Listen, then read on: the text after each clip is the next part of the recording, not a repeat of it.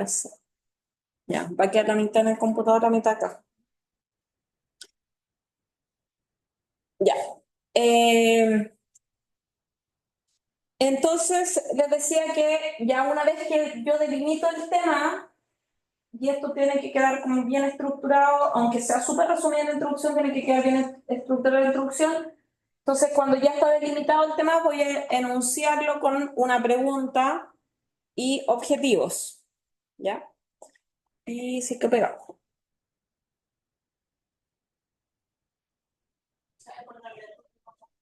¿Ah? Se debe poner lento donde comparte. Sí. Y entonces las preguntas de investigación, que seguramente esto lo han visto en método, ¿ya?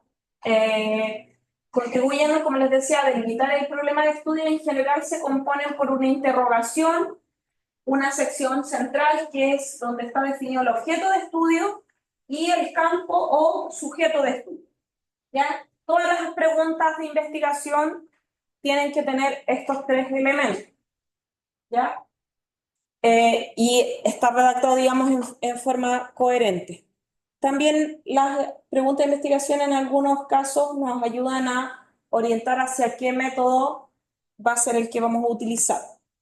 Los objetivos, a su vez, son coherentes con las preguntas y se organizan del siguiente modo. Primero, en el objetivo va la acción de conocimiento, que es un verbo, digamos.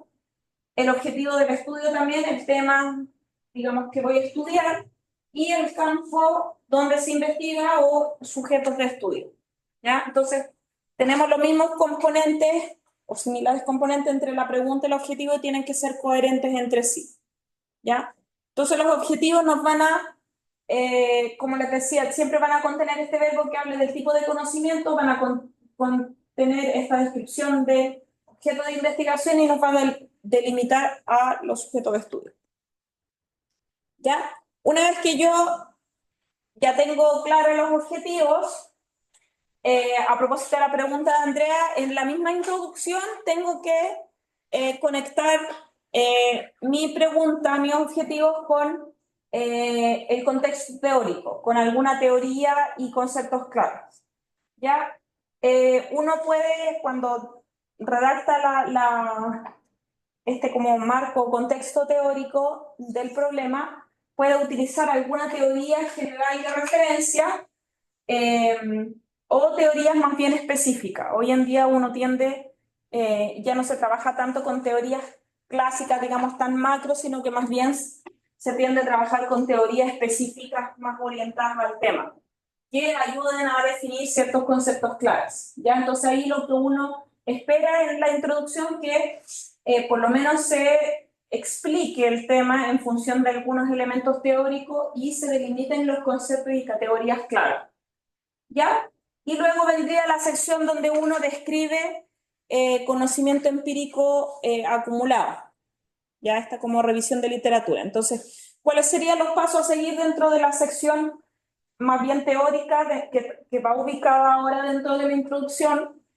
Va a hablar de la literatura que hay en torno al campo temático y el objeto de estudio seleccionado, que es esta primera parte de delimitación que ya hicimos. Después, la selección y adaptación de una o más teorías que permiten explicar este tema, en el fondo que nos van a ayudar a abordar esta pregunta, y después va a detallar o ahondar un poco más en este estado del arte, ya más en función de la teoría y las preguntas específicas. ¿Ya? Y ahí, bueno, la revisión de la literatura, como un aspecto que hemos estado viendo, en el fondo uno lo va a trabajar en base a estas investigaciones que encontramos previamente en los buscadores respecto a los temas con los que estamos trabajando. ¿Ya? Bueno, criterios para elegir los textos que nosotros vamos a citar en esta sección de introducción. Primero, la relevancia del autor y del texto dentro del campo disciplinar. Es importante que en esta sección introductoria uno no te da el tiempo, digamos, ni el espacio para citar a todos los autores que han investigado en esa área, sino que uno tiende a elegir como los autores clave, los que han, digamos, aportado con elementos más claves para ese área de investigación. Otro criterio relevante es la actualidad. Uno generalmente elige artículos de reciente publicación y hoy en día las revistas cada vez más incluyen exigencias respecto a eso.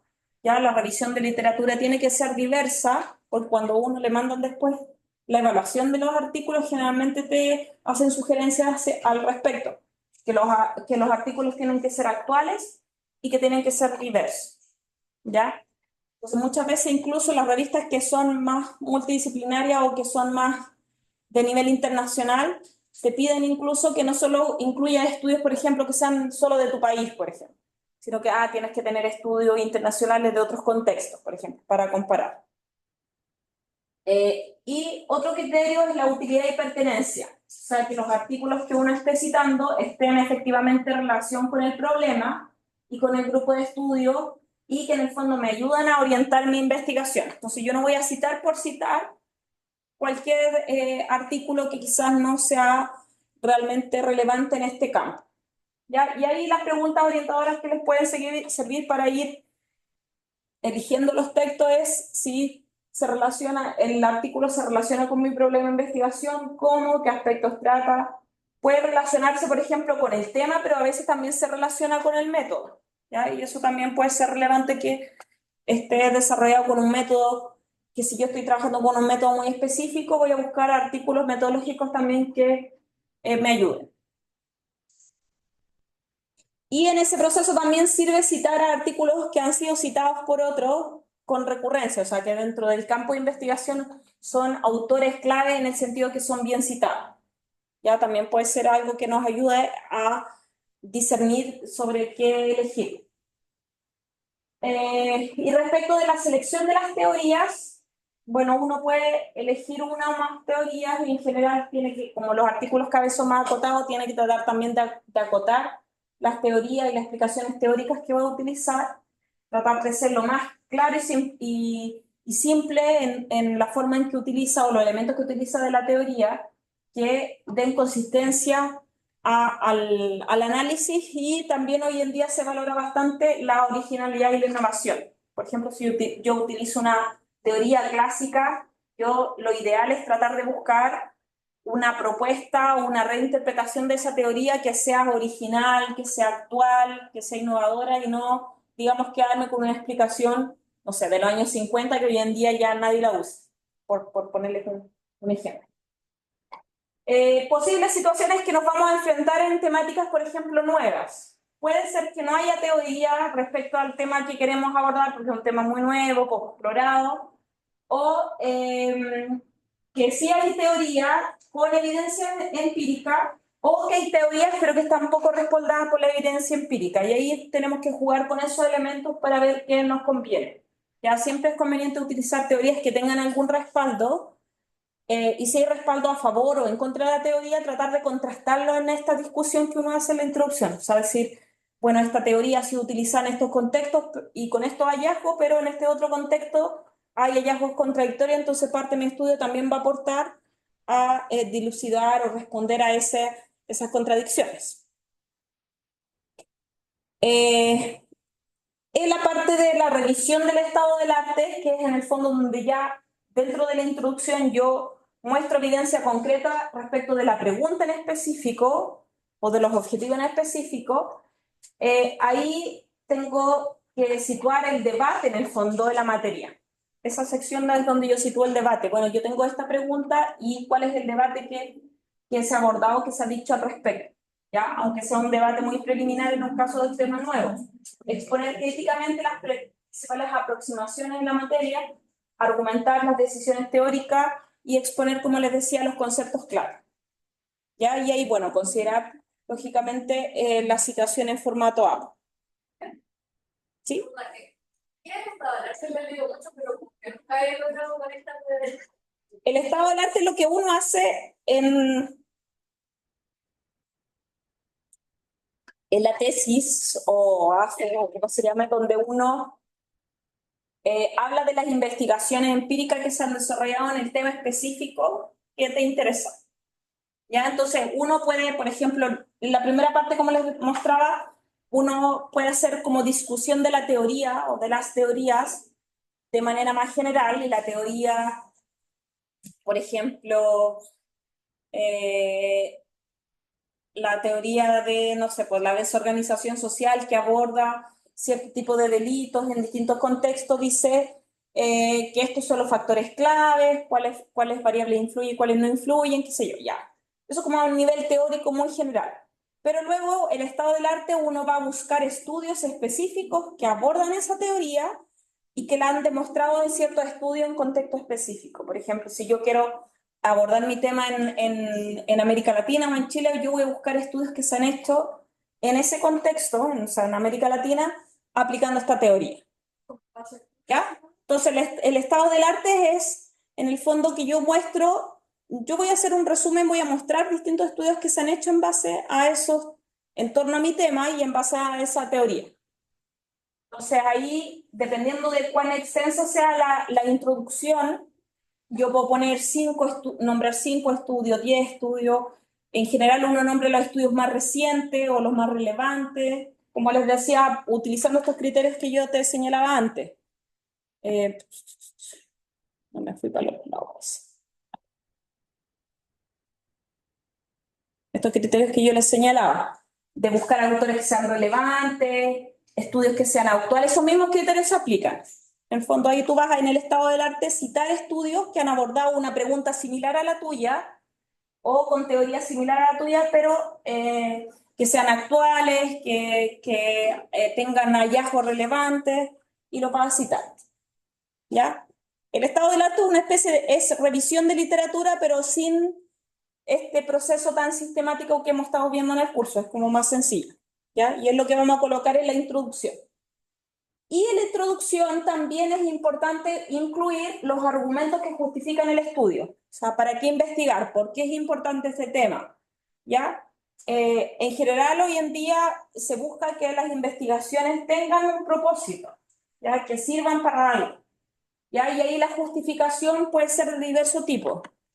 La justificación puede ser de tipo, no sé, relevancia social, el tema es urgente de abordar, hay grupos sociales que se beneficiarían con este resultado, hay una posibilidad de relevancia práctica, digamos, los resultados de mi estudio pueden impactar en las decisiones de política pública, pueden haber relevancias teóricas, digamos, las contribuciones de mi estudio se va a llenar algún vacío de conocimiento, se va a avanzar en la acumulación de conocimiento en un área, o relevancia metodológica también, se ayuda, se generan instrumentos, se prueban instrumentos nuevos, se busca una definición nueva para un concepto que está poco definido, etc. Sentí olor a café. Sí, sí, fue la niña que a las 7:30. Ah, ya. Ay, qué bueno, porque quiero un café. Ya, entonces, la sección que estábamos viendo en la introducción, dentro del artículo es una sección súper relevante y como les decía al comienzo, no significa que uno, cuando está redactando el artículo, no significa que uno redacte enseguida la introducción, o a veces uno le da como un pequeño borrador de la introducción, pero después que arma las otras secciones generalmente la vuelve a revisar, porque la introducción es clave, porque en el fondo es lo que nos da la entrada al resto del artículo. ¿Ya? Luego vendría la sección del método. Ahí en el método, bueno, aquí el autor incluye algunos elementos, pero yo encuentro que no está muy detallado, así que se lo voy a mostrar a continuación. La metodología y los resultados suelen conformar la parte central o el corazón, digamos, del artículo científico y por eso tienden a redactarse de un modo similar, con precisión, con claridad, en un tono descriptivo y con mucha consistencia. Ya tienen que ser muy coherentes el método con los resultados.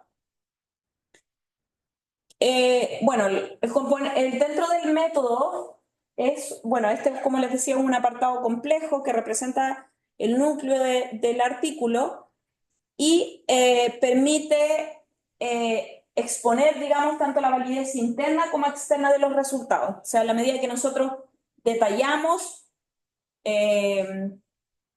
con más, digamos, colocamos con más detalle todos los procesos seguidos en el proceso de investigación, va a permitir que otros puedan reconocer la confiabilidad de mis resultados, pero también puedan reproducirlo, ¿ya? La validez interna da cuenta de que si mi proceso de investigación es confiable, digamos, internamente, y la validez externa refiere a que puede ser reproducido, o sea, que el estudio puede ser reproducido por otro y va a encontrar resultados similares aún, quizás en otros contextos. En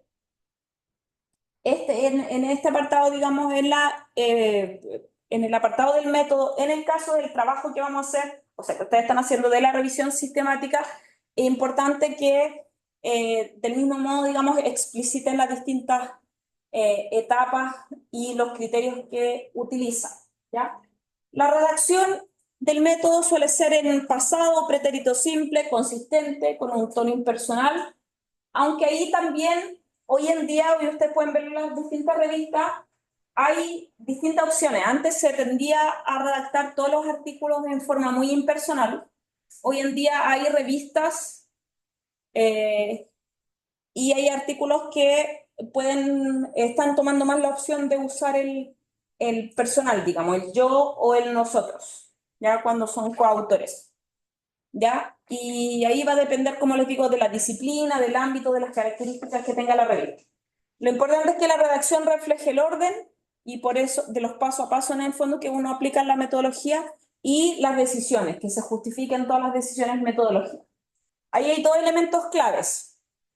Los procedimientos seguidos, como les decía, tienen que detallarse paso a paso para permitir que otros puedan repetir el estudio y validar los resultados.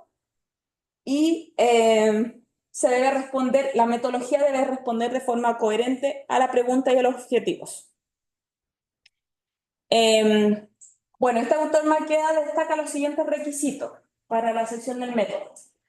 Primero, tienen que describirse los elementos del diseño en forma detallada. En el caso del trabajo que estamos haciendo nosotros, de la revisión sistemática, por el diseño, y ya lo tenemos, digamos, el diseño en términos amplios ya lo tenemos definido. El diseño es de revisión sistemática. Sin embargo, como en el curso vimos distintos tipos de revisión sistemática, en el trabajo final yo les pedí que ahí tomen una opción. Y entonces digan, mi diseño es revisión sistemática tipo Scoping Review, o tipo métodos mixtos, o cuantitativo, no sé qué. O sea, que tomen una de esas opciones que vimos en el curso y esa la describan. Y el ejercicio que hagan esté en función de eso, o sea, coherente con eso. ¿Ya? Entonces, en el método ustedes deberían primero describir el diseño y este tipo de estudio, luego la muestra en el caso de que sea una muestra primaria. En el caso de la revisión sistemática, la muestra son los casos que vamos a seleccionar, ¿cierto? Los artículos. Y ahí vamos a describir los criterios del paso a paso seguidos para llegar a la selección de la muestra final de artículos, ¿cierto? Bueno, error muestral no aplica porque no es una aplicación de encuesta. Los instrumentos y variables, en el caso de esta revisión sistemática, los instrumentos y variables son los criterios, ¿cierto? Los criterios de inclusión, los criterios de exclusión, las variables que vamos a analizar en cada uno de esos criterios. El periodo de recogida, bueno, el periodo en que se hizo el estudio también es importante mencionarlo, y otros elementos como, en el caso de las revisiones sistemáticas, a veces se usan estos contrachequeos o revisiones por pares, digamos, o por árbitros, que en este caso ustedes van a ser árbitros de sí mismos, así que a no ser que ustedes quieran hacer un ejercicio cruzado, yo no se los propuse, pero no sé si les da el tiempo como para revisarse en forma cruzada, quizás podrían hacerlo con su compañero, digamos.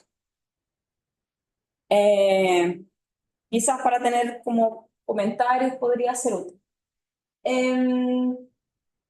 Después de los elementos generales del diseño, es importante describir, por ejemplo, en los estudios que son primarios, que ustedes describen una muestra, tienen que describir el sujeto de estudio, cómo se diseñó la muestra, cómo se seleccionaron los casos, etcétera, ¿ya? No es el caso de este estudio, pero en otros estudios sí. Otro elemento que uno va a ver siempre en la metodología tiene que ver con las consideraciones éticas aplicadas, ¿ya? En un estudio de revisión sistemática en general no hay muchos elementos que uno defina como consideraciones éticas, porque uno en el fondo revisa estudios publicados por otros. pero sí puede mencionar que una consideración ética relevante es el respetar la autoría, por ejemplo, de las personas que realizaron los estudios originales, ¿ya? Evitar el plagio y todo eso igual es una consideración ética. Si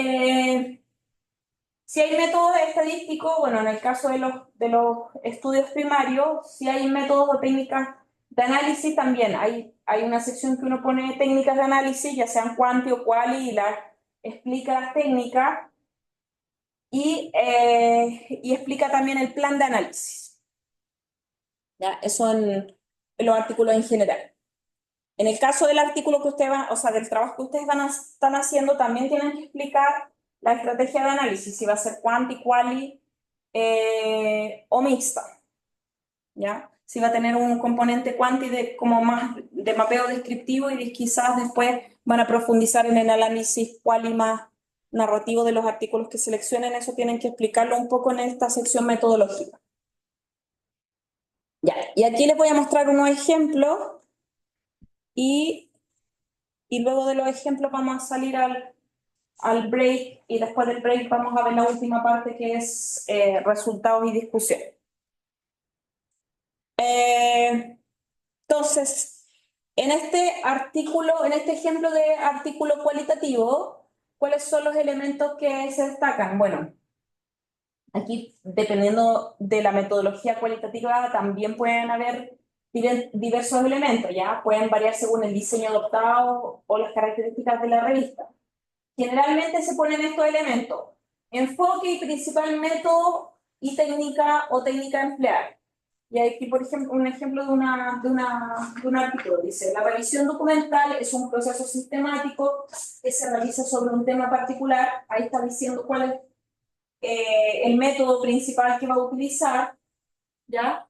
El enfoque del método. Esta es una investigación cualitativa que parte de la teoría fundada. Fíjense, en esa frase, el autor está describiendo el enfoque, el tipo de metodología que es cualitativa y el método principal de la revisión documental. Después vendría el sujeto o unidad de observación, el tipo de muestreo y el proceso de recolección, ¿cierto? En esta sección, en lo cualitativo es bastante distinto a lo cuantitativo, ¿cierto? Aquí en este caso dice: en la presente investigación, el proceso de recolección de datos se realizó de forma simultánea con la presente revisión documental. El muestreo no probabilístico, ya que pretende estudiar en profundidad una situación o contexto y es de tipo teórico porque la muestra se elige con la intención bla bla. Ya se fijan, están los distintos elementos: cómo se recolecta la información, qué tipo de muestra. Ya esos elementos tienen que estar en la sección de métodos. Después otro elemento que casi siempre están: el periodo y lugar del levantamiento de los datos y otros procedimientos.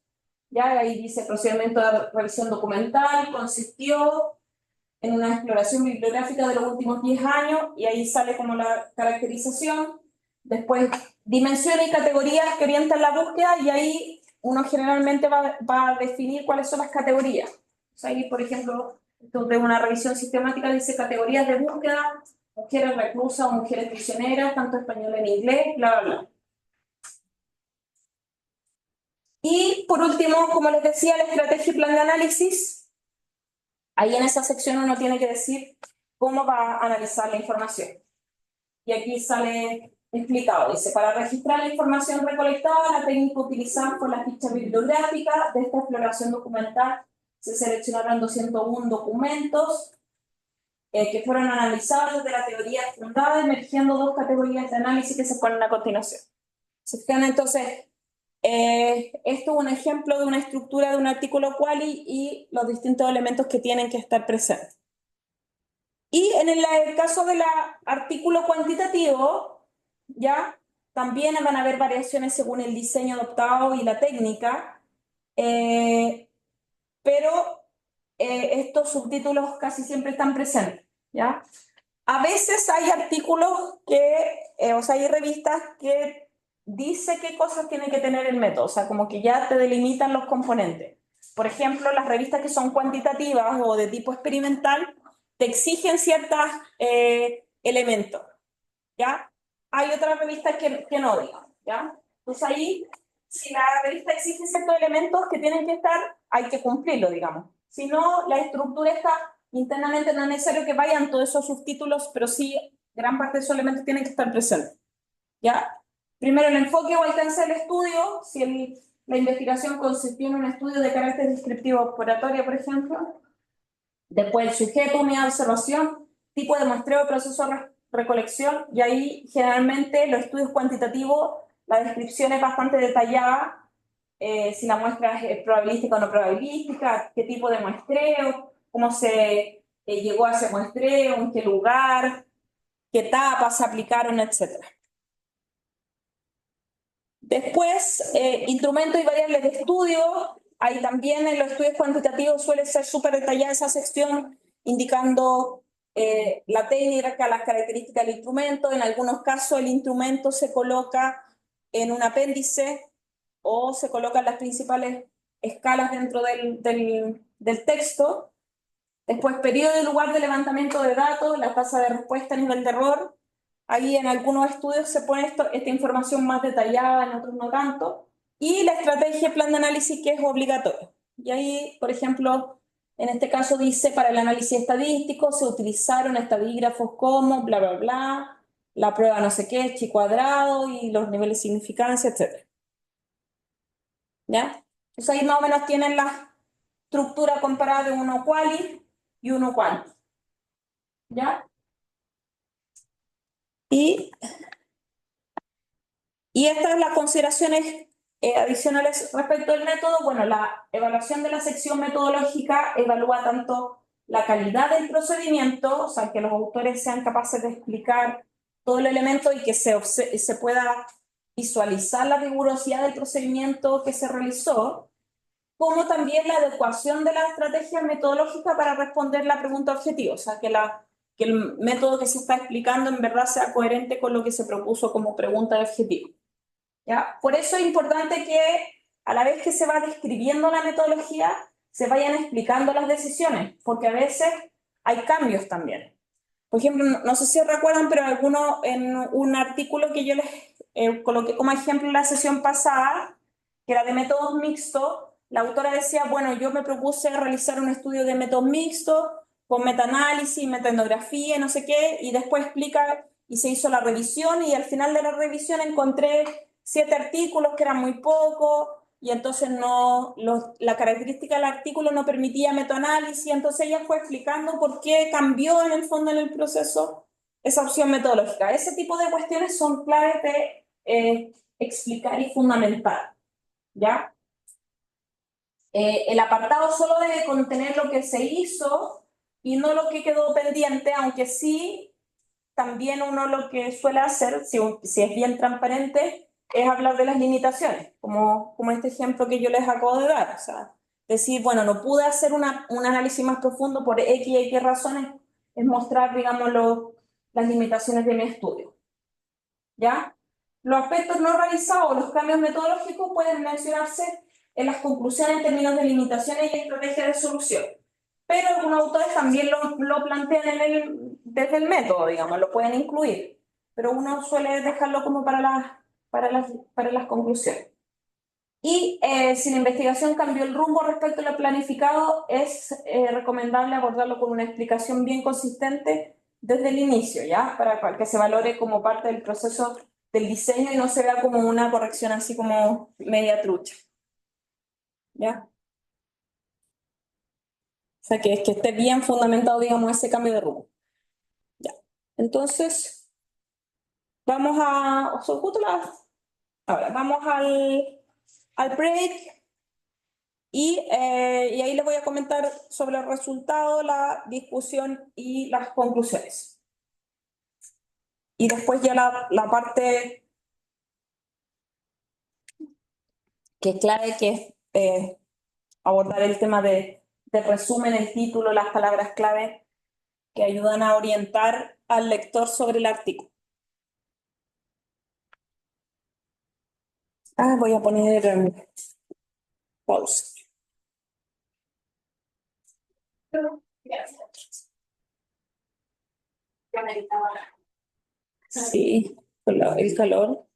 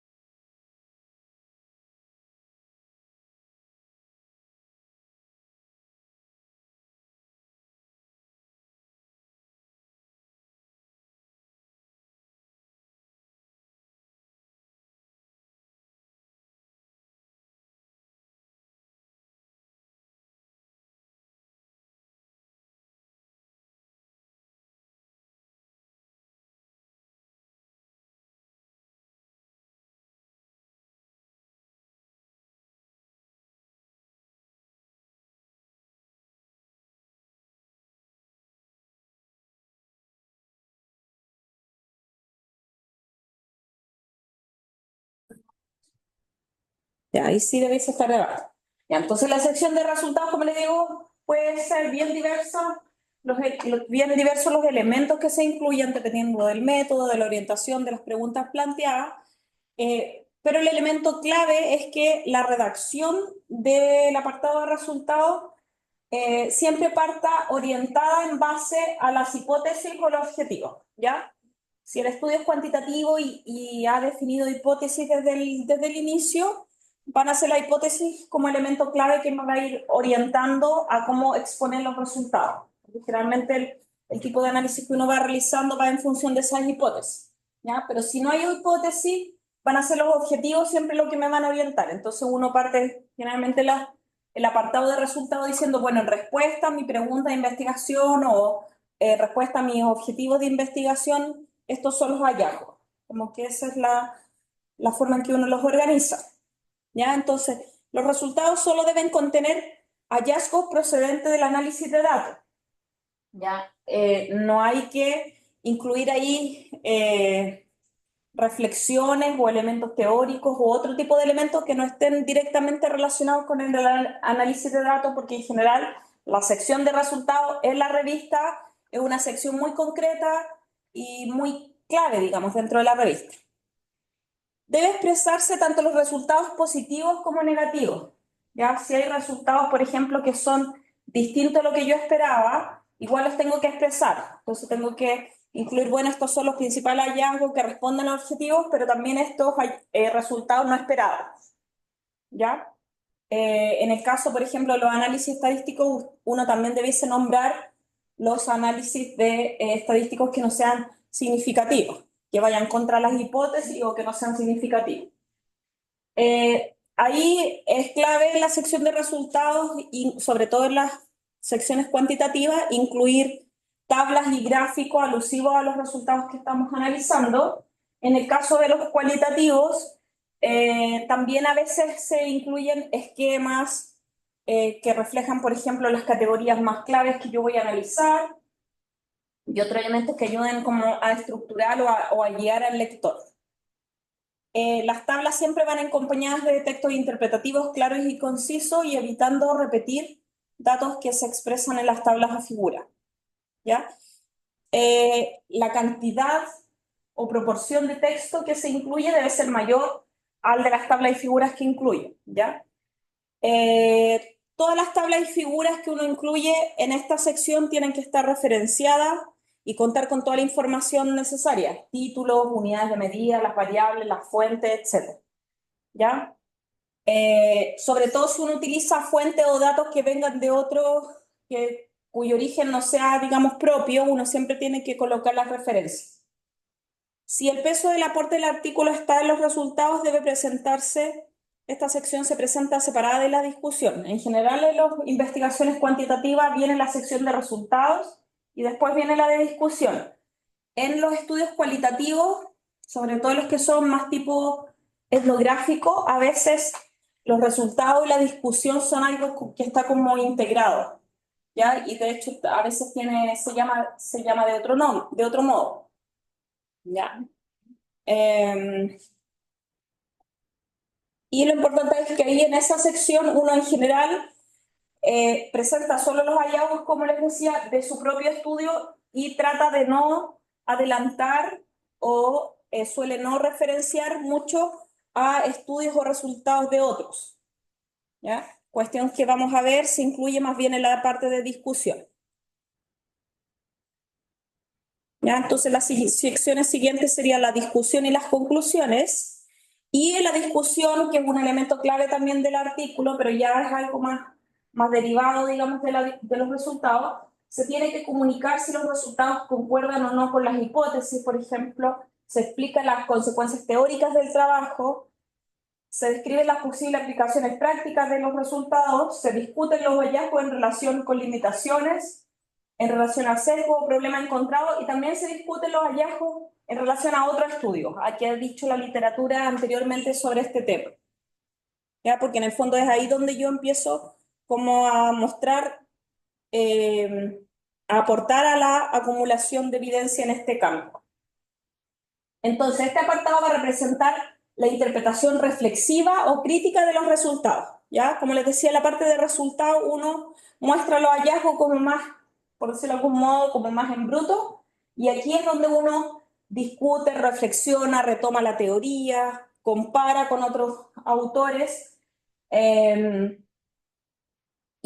sin embargo, este análisis, esta reflexión tiene que ser igual en coherencia con los resultados previos. Ya no, uno no puede, digamos, salirse, inventar aquí o meter aquí hallazgos que no citó anteriormente.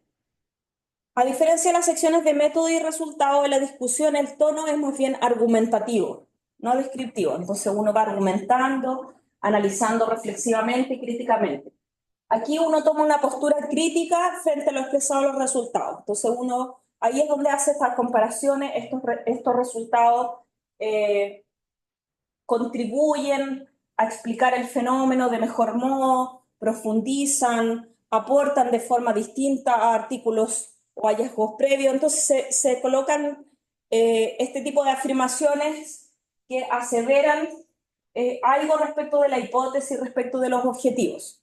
¿Ya? Esta sección es clave para la fase que vamos a tener después de evaluación del artículo. Puede significar su rechazo si la redacción es débil. O sea, yo tengo que ser bien asertiva en decir qué aporta mi estudio respecto de investigaciones previas, por ejemplo. Entonces, en esta sección voy a afirmar, bueno, los hallazgos de mi estudio aportan en este sentido, contribuyen, contradicen los estudios previos o reafirman lo que se ha visto en estudios previos, etc.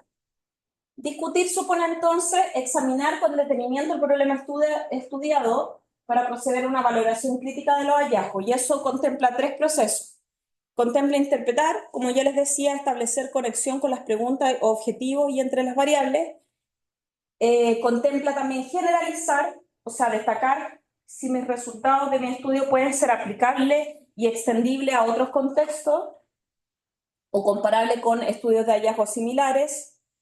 Y implica evaluar, estimar el alcance de los hallazgos en relación a lo esperado. ¿Ya? Esos son elementos que uno va desarrollando en la discusión. Y bueno, los resultados entonces deben discutirse de la forma que el autor exprese la respuesta a la pregunta de investigación o a los objetivos. Ahí uno tiene que ser enfático. Mediante mis hallazgos yo logro responder a la pregunta que formula al comienzo. En tal sentido, la respondo totalmente, la respondo parcialmente. Uno tiene que ser enfático en eso. Concretar las evidencias encontradas, como un poco sintetizar o resumir la evidencia encontrada. Expresar la verificación o no de las hipótesis y la consecución o no de objetivos. Enfatizar principales hallazgos, pero no repetir los datos previamente vistos, sino que más bien interpretar, profundizar, enfrentar nuestros resultados con otras publicaciones científicas. Además, aquí exponemos la debilidad del estudio y las limitaciones en cuanto al alcance, por ejemplo, de los resultados. Además, analizamos las causas potenciales de los resultados que son negativos o de las limitaciones, digamos, y formulamos preguntas para investigaciones posteriores o orientar las líneas para investigaciones posteriores.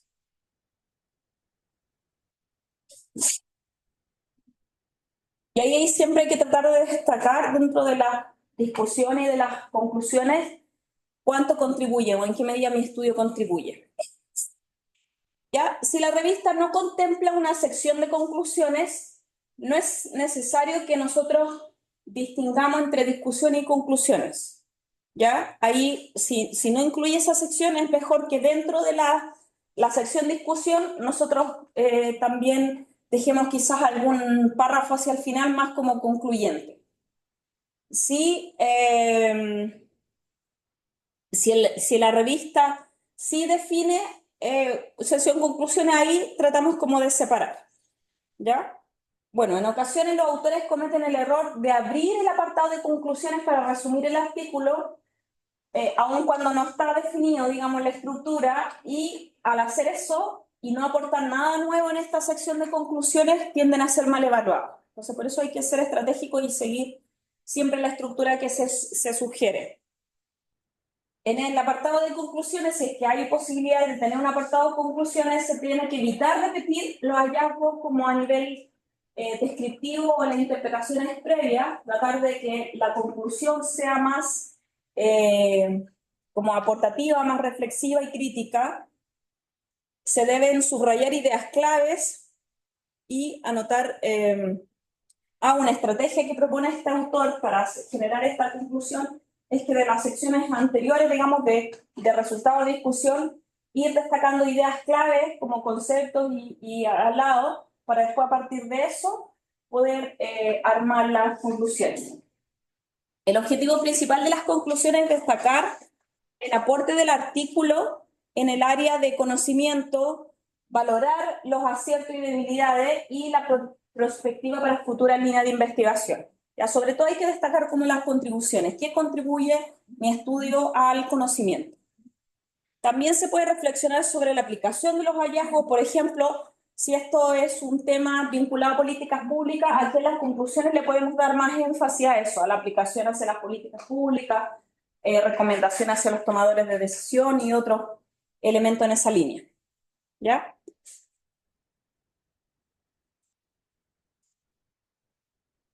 Bueno, luego de que ya tenemos las distintas secciones, desde la introducción, método, resultado, discusión, vienen los últimos elementos. Toma la agua.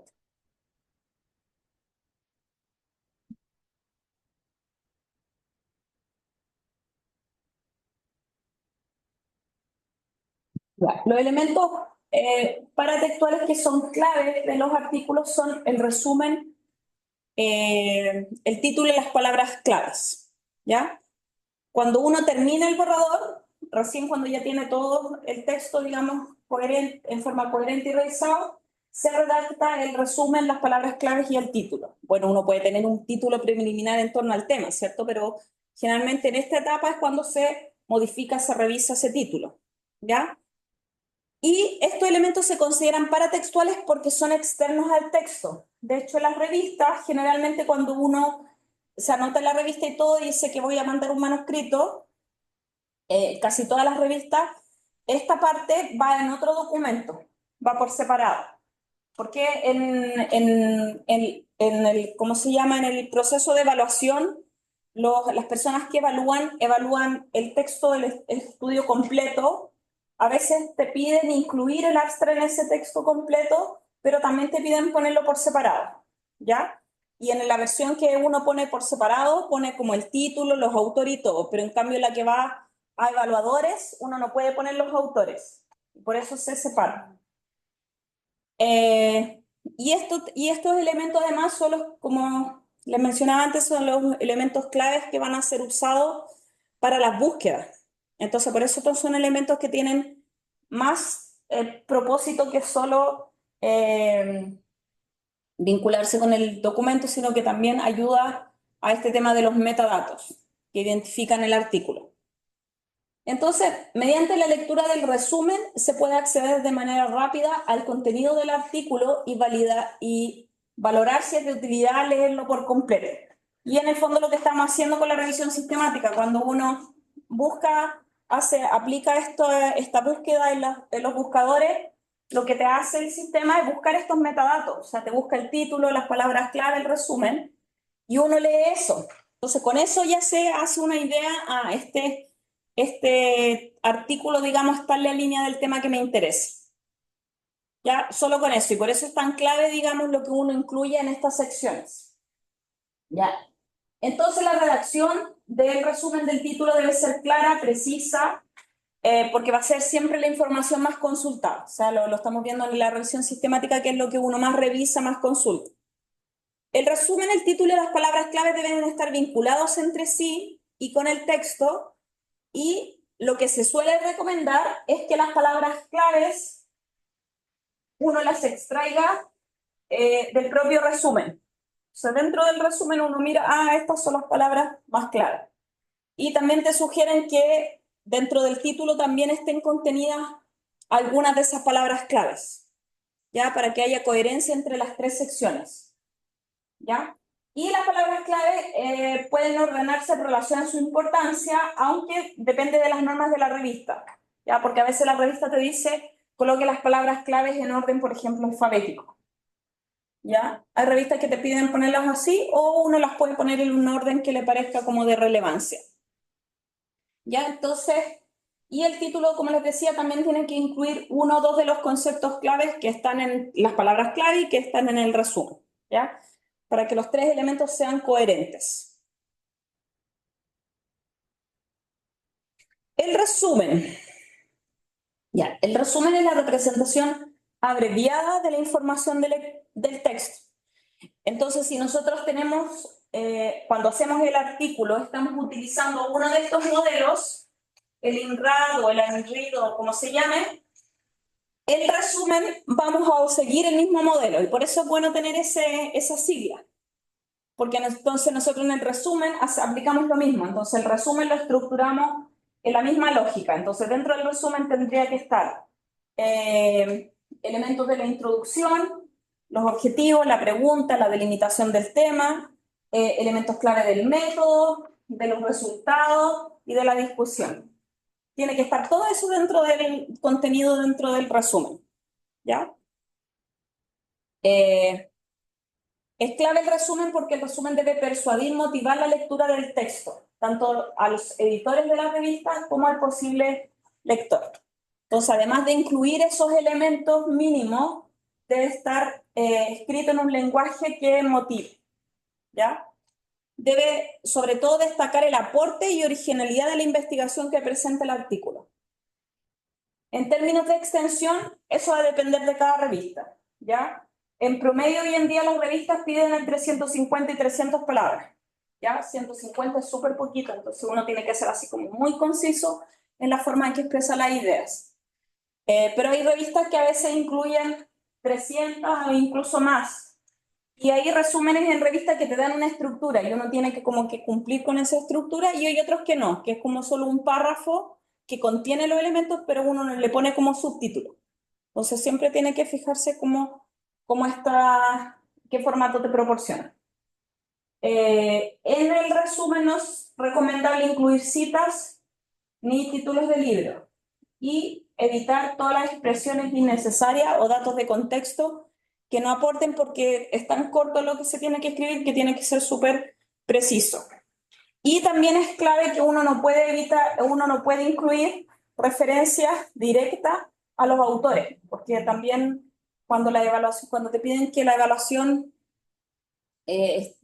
también vaya al resumen, siempre hay que evitar la mención a los autores, ¿ya? Salvo ese documento que te piden aparte donde tiene que ir los autores y las referencias. Ya, eso sobre el resumen. Después, respecto de las palabras y conceptos claves, bueno, se recomienda seleccionar de 3 a 5 palabras que condensen ideas centrales del artículo.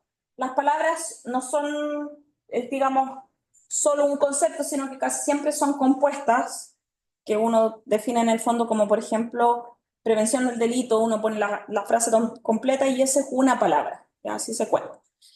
Y las palabras claves, digamos, son, como les decía, elementos que tienen que ver con los metadatos y entonces facilita la búsqueda electrónica del artículo y aumenta la posibilidad de que el artículo sea citado.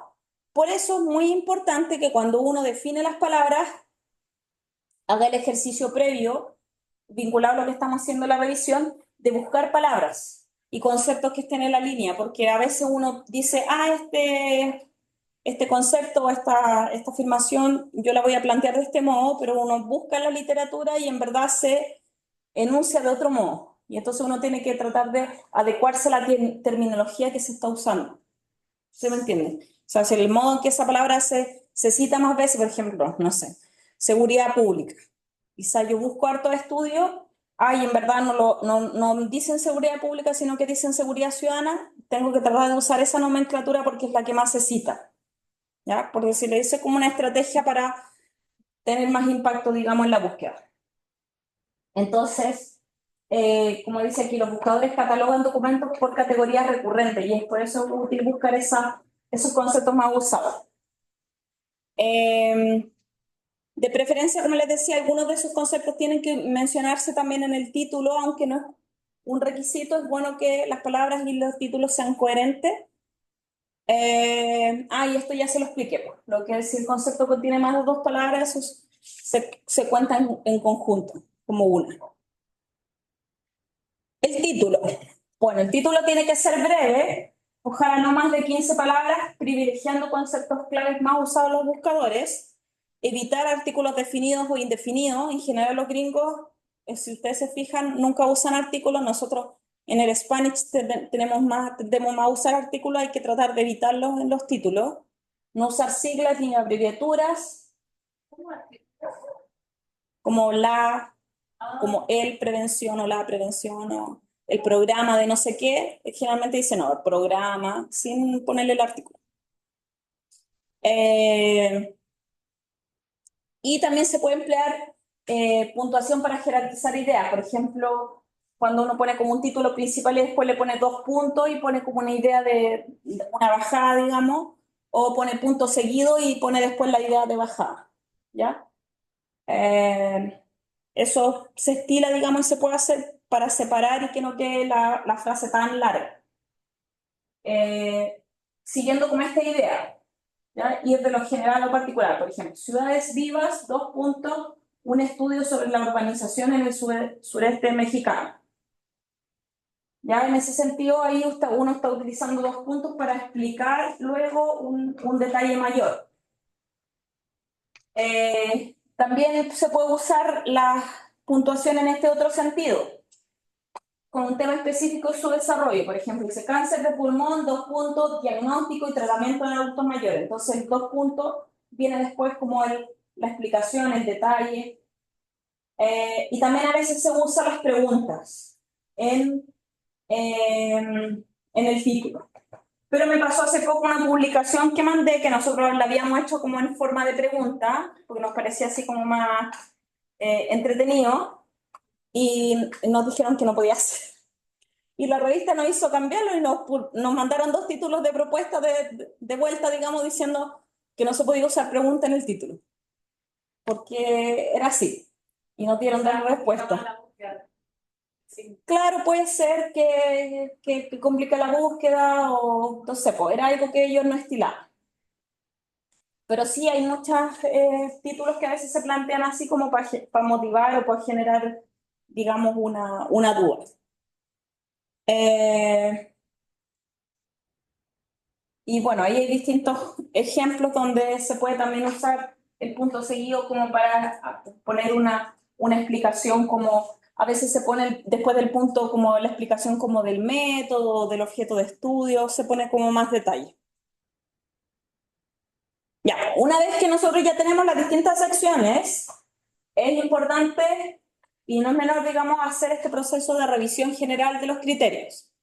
¿Ya? Revisar el borrador completo para chequear cuestiones como de adecuación, que el lenguaje académico sea estándar, sobre todo en el caso del ejemplo, volviendo al ejemplo que comentaba Andrea, de cuando participan varios autores, a veces los estilos entre autores difieren. Y por eso que después tiene que haber quizás una tercera persona que le haga la lectura completa y pueda generar una estandarización del lenguaje, todos redactando en el mismo sentido verbal. Bueno, uno a veces establece ciertos parámetros del principio, pero igual requiere el contrachequeo después al final. Que hay un hilo conductor que permita seguir la lectura fluida, etc. Luego vendría una revisión de la coherencia, que la organización del texto tenga lógica, de que se vaya abordando efectivamente las preguntas de investigación a lo largo del estudio y que al final de la discusión logremos dar respuesta y estemos en coherencia a lo que hemos incluido en las otras secciones. Pues cohesión, bueno, ahí se destaca el empleo de mecanismos semánticos como conectores adecuados, repetición de palabras, puntuación. Por ejemplo, respecto a los conectores adecuados, vamos a ver que la norma JAPA incluso a veces te recomiendan, no sé, pues que en algunos tipos de redacción uno utilice la enumeración. Por ejemplo, si yo estoy utilizando enumeración, que mi enumeración sea consistente. Entonces, yo estoy diciendo en un párrafo en primer lugar y después en el otro en segundo lugar y eso sea consistente, por ejemplo. Y ahí conecto los distintos párrafos. Y ahí hay distintos ejemplos de conectores que es importante que no sean siempre los mismos, que eso le dé fluidez al texto. Y evitar la repetición de palabras, también son recomendaciones que se hacen en términos de redacción. O sea, ojalá buscar sinónimos para que no sea tan repetitivo el texto. Bueno, en términos gramaticales, el uso adecuado de tiempos verbales, oraciones con orden gramatical claro, en español ahí las exigencias son bien claras respecto a la forma en que se organizan las oraciones. Después la disposición espacial también es un elemento que hay que revisar varias veces porque cuando uno incluye títulos y subtítulos enumerados, a veces la enumeración se desordena o cuando incluye gráficos y tabla también tiene que ver que la enumeración sea ordenada, coherente. Y luego, después que uno hace la revisión, también es bueno volver a revisar los lineamientos editoriales de la revista y corregir los aspectos de formato que no hayan quedado acorde de esos lineamientos. Y si es posible, como les decía al comienzo, pedir a un colega una lectura del borrador completo aplicando una pauta de evaluación que se guíe por las normas de la revista. ¿Ya? Siempre que sea posible hay que intentar hacerlo, que alguien lo revise. Y aquí, bueno, esto es como una organización de cada apartado, entonces, donde es un tipo de tabla de chequeo que se puede usar para ver si los tiempos verbales son coherentes y refleja, digamos, lo clave que tiene que tener cada apartado. Ya, en general, el resumen, los materiales y métodos y los resultados casi siempre se redactan en tiempo pasado como una investigación, un proceso que ya se realizó. En cambio, la conclusión y discusión se pueden redactar en presente, porque ahí es donde se destacan los aportes y todo eso. Ya.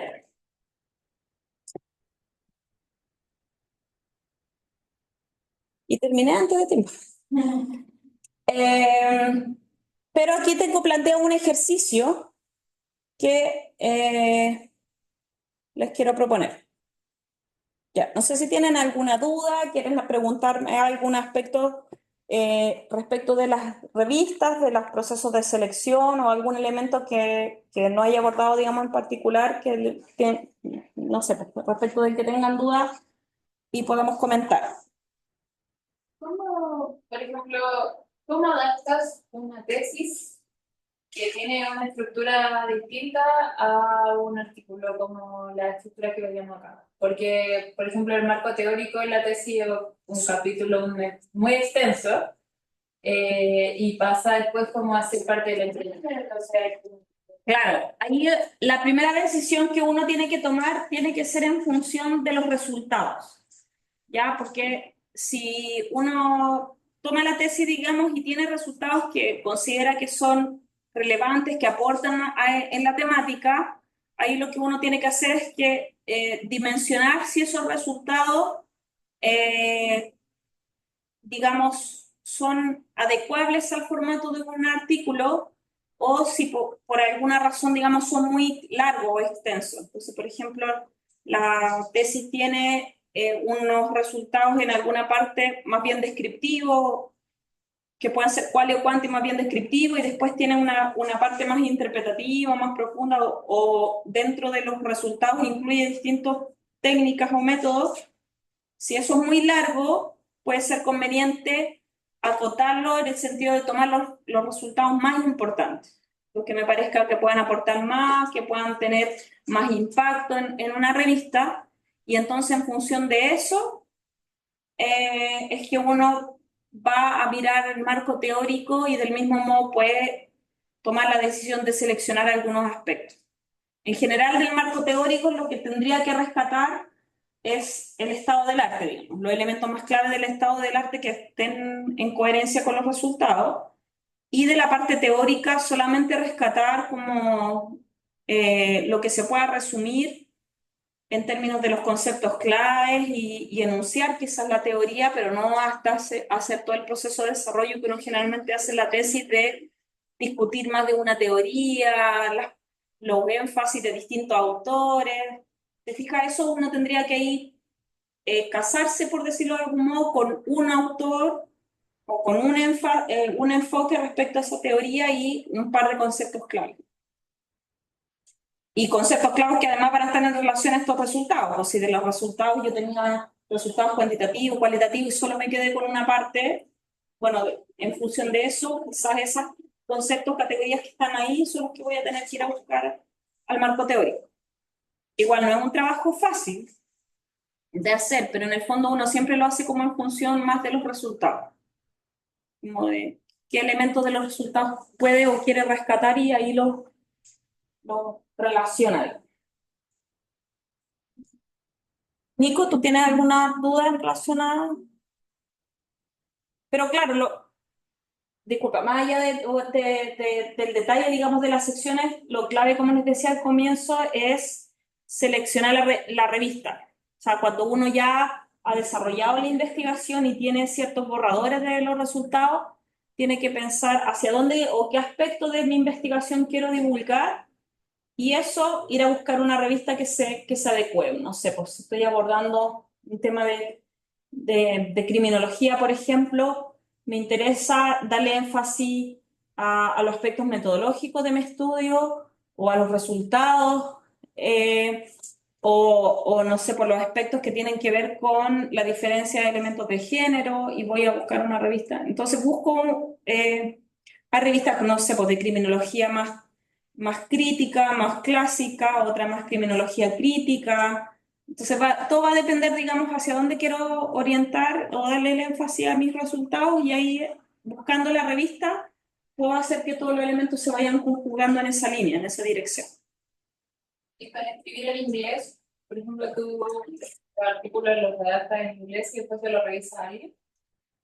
Depende, de hecho, las dos estrategias. En algunos casos escribimos algunas cosas en inglés. Lo que pasa es que, por ejemplo, las secciones de método a veces resultan más simples escribirlas en inglés porque hay como elementos que uno puede ir sacando de artículos previos y están así como más en inglés. Uno encuentra más la literatura en inglés que en español, entonces puede ser más fácil. Pero hay otras secciones que a veces te hace más fácil escribirla en español y uno puede hacer las dos estrategias. Puede escribir parte en español, parte en inglés, puedes traducir. Yo escribo en inglés, pero no es así que escriba tan bien, o sea, que una cosa que uno acostumbra a hacerlo normalmente, entonces siempre tiene que someterlo a revisión. Y si lo escribiste todo en español y lo queréis meter a una revista en inglés, tenéis que pasarlo por traductor. O sea, hay que pagar el traductor. Y uno bueno, uno que sea, ojalá uno nativo, que en verdad te dé seguridad de que va a quedar con el lenguaje en el sentido que tiene la revista, porque además ahí hay una diferencia importante de si la revista es británica versus norteamericana, porque el lenguaje, la forma de usar el inglés es distinto. Entonces también uno tiene que tomar como una decisión, decir, ya, si la revista es británica, también tengo que tratar de buscar un traductor o un revisor que sea nativo para que use ese tipo de palabras. Y en los revisores de Google, o sea, del Word también, ponerle el idioma que no son la misma. Y ya no, a mí me pasó con la tesis, porque de repente yo ponía algunas palabras y como en inglés americano se decía de un modo y en el británico de otro. Entonces, como dependiendo de quién me lo revisaba, me corregía distinto. Entonces, igual tiene que uno fijarse en ese tipo de cosas. Ya. Y el ejercicio entonces que quiero que realicemos es de la revisión sistemática o de algún ejercicio que estén haciendo, elijan un artículo y la idea es que realicemos el siguiente ejercicio: leer el título, las palabras claves y el resumen, y de ese resumen identificar elementos claves del artículo, como el ámbito de estudio, el tema principal, buscar dónde están las preguntas, objetivos, lo pueden hacer en el computador y lo van destacando, o si lo tienen en papel también destacando, Preguntas o objetivos principales del estudio, tratar de identificar los elementos del método que reconozca el artículo en el abstract. Por ejemplo, si el método, el enfoque es quanti, quali, qué técnica utilizó, todos los elementos que les parezca como destacable. Y después de los resultados y las conclusiones que mencionen en el abstract, cuáles son los resultados o conclusiones claves. Y por último, a partir de la lectura del título, las palabras clave y del resumen, hagan un análisis como de la coherencia, ¿ya? Como apreciar la coherencia de esa sección y decir si ustedes creen que hay elementos ausentes en el resumen, o si el título quizá no es tan coherente con el resumen, y hacer sugerencias, ¿ya?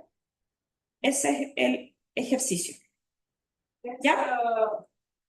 Lo hicimos el método, o sea, porque bueno, yo elegí un texto de lo que habíamos buscado acá, y el método había que presentar un paper, como con esta misma. Ah, ya. Entonces quizás si tienen elegido ahí uno, Sí, igual. Si lo presentamos mañana. Pero, por ejemplo, mañana tienen método. sí, Pablo presentó la semana pasada y la tutora era bien parecida a esta. De hecho, yo estaba pensando mucho en el mío, porque el mío, claro, la Ana María Morales, ella nos dice mucho como que el marco teórico conversa con la discusión. Y me pasaba que el texto que yo elegí no tenía prácticamente nada de marco teórico, o se casaba solo con una teoría, lo que decís tú, como con mérito. Entonces, pero sí en la parte de la discusión tenía una parte muy rica como de cuáles son las otras contribuciones de la literatura a lo que él había estudiado. Entonces me hace sentido porque me da la impresión de que la forma en la que ellos crearon o redactaron el paper sigue una lógica más como de lo que vimos hoy día, que es lo que uno aprende acá como de la tesis. Sí. Lo que pasa es que la introducción, las revistas, como les decía antes, cada vez la están como reduciendo más como esa sección, que uno tiene que tomar opciones. Entonces, ¿qué quiero destacar en mi introducción? Ya, si te dicen que es súper corta la extensión de la revista, entonces yo trato de reducir la introducción, y en general trato de que la introducción ayude a delimitar el tema. Entonces, si delimito bien el tema, el contexto y todo, porque el contexto es relevante, me va a quedar poco espacio para discutir distintos autores, la teoría, los hallazgos. Siempre voy a poner un estado del arte en la introducción, pero lo voy a hacer muy breve. Entonces, eso lo puedo recuperar en la discusión, y ahí ponerle un poco más de profundización al interpretar los resultados. Y ahí va a tener como más sentido, porque en el fondo voy a estar hablando de X autor o de X hallazgo en función de mis resultados. Entonces va a ser como más interesante. Entonces eso es lo que se estila ahí. De hecho, a veces antes uno como que te sugerían que en la introducción, bueno, en las tesis, como que todos los autores y toda la revisión tienen que estar como en el marco teórico, y todos los que uno va a discutir tienen que estar ahí. En cambio, los artículos no es como, no está como esa exigencia. Entonces, en la discusión uno puede meter autores o hallazgos que no haya mencionado en la introducción. Sí, pues eso sí, ¿Cachai? Se puede hacer.